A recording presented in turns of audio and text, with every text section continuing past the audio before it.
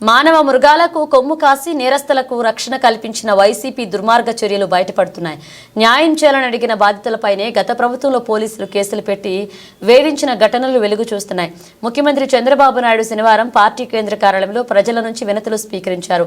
కూతురి హత్య కేసులో న్యాయం చేయాలని ఓ మహిళ విన్నవించుకోగా పొలంలోకి దిగితే వైసీపీ నేతలు చంపేస్తామని బెదిరిస్తున్నారని బాధితులు సమస్యను విన్నవించుకున్నారు. గత ప్రభుత్వంలో అకారణంగా తొలగించిన పింఛన్లు పునరుద్ధరించాలని పలువురు వికలాంగులు కోరారు. అనారోగ్యం ఇతర సమస్యలతో బాధపడే వారికి సీఎం ఆర్థిక సాయం చేశారు. అంతకుముందు పార్టీ నేతలతో సభ్యత్వ నమోదుపై సమీక్షించారు.